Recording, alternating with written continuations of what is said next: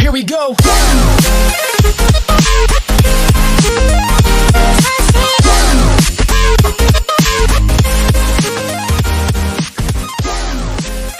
Haven't you always wanted to sit and waste your life away reading and critiquing the roleplay of creepy motherfuckers on the internet? No? Awesome. Unlike me, you can still find Jesus. How's it going, folks? My name's Darren and I've been roleplaying for 10 years. You may still be able to find Jesus, but for now, welcome to hell. Now, I have this strange thing when it comes to characters. I don't actually make my characters. My wife does. She loves making characters, and then she gives them to me to play, which generally means I play cute, adorable, furry girls a lot. But it makes my wife happy, and I get to roleplay, so it works out. The interesting part is, my characters, so I've been told, are always engaging. I have noticed that whenever I join a group roleplay, while my writing is never stellar, my characters tend to draw the general crowd. So in this video, I'm going to talk about how I make creative and engaging characters. Everyone, I want you to meet Cleo. Hi, hello, this is my face. Cleo is my wife's favorite character, and is by far one of the most popular characters I have ever played. She's kind, reliable, intelligent, loves her family, and will do almost anything for her friends. Wait, I thought I was a serial killer. And she's a serial killer. This is what made her interesting. It gave her a different set of goals and a different way of looking at the world, which allowed her to be engaging. All those good qualities, she doesn't display them because she's an all-round nice person. She displays them because it makes it harder for her to get caught. Cleo, in other words, is a sociopath. But anyone can say their character is interesting. Sociopathic serial killers, by far one of the most cringeworthy edgelord characters you can possibly ever make.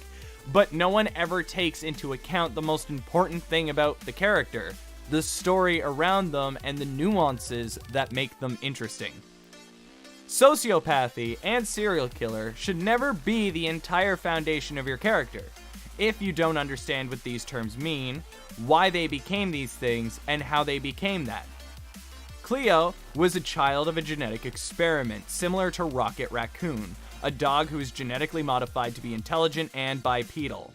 She was adopted as a pup by the owners of a diner, as her mother didn't know who else to turn to and was incapable of raising a child both mentally and financially. Cleo was, for all intent and purposes, a sweet, charming, lovable pup of a girl growing up, but in the setting, genetic experiments didn't have very many rights. None at all, actually, and they grew up in a rough part of town. This caught up to her, but I never explained what happened. I didn't have to, nor did I want to. No one would have cared. She tried moving past it, but the problem with traumatic experiences is that they have this way of messing with your head if you don't get help for it, which she was never able to get. She started to develop an obsession with the body and how it worked, but knowing she didn't have the funds, and neither did her adoptive parents, she needed to find a cheaper, effective way to learn how the body worked. Unfortunately, her adoptive father had no idea the hell he unleashed with one piece of simple advice. The best way to learn how something works is to take it apart and put it back together again. Cleo started small: cats, rats, dogs, and other small animals she could catch and trap. Then, as she got older and she was able to identify things using her poor animal subjects and access to the internet, she moved over to people. Overpopulation, a rampant homelessness problem, and a total lack of empathy for these people gave Cleo the ability to practice without being caught. Who is going to suspect the cute, adorable 16-year-old puppy girl who is a waitress at a small but popular diner? No one would. This is where most everyone who wants to play a sociopath and a serial killer fail at their character. These characters thrive off manipulation and intrigue.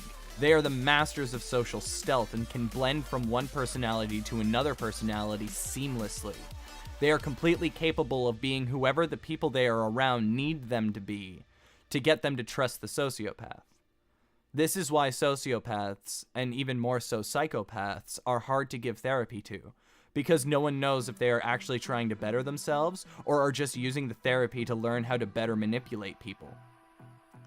Cleo went unnoticed for years. She lived a normal life outside her strange medical studies, which got more and more adventurous as time went on. She even had a boyfriend and was going to get married. She only ever trusted one person with her work, a black market doctor who felt she would be useful for getting organs that were usually rather hard to find. He got organs he could sell and transplant to his criminal patients, and she got more advanced medical training, at least until he ratted her out.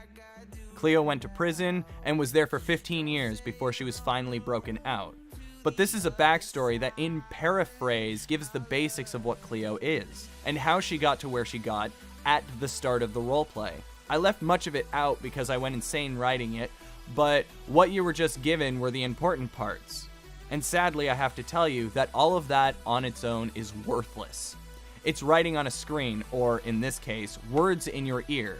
This gives me a lot of stuff I could whine about, such a terrible, horrible life filled with strife, but no one cares enough about the character to give a damn about her terrible past.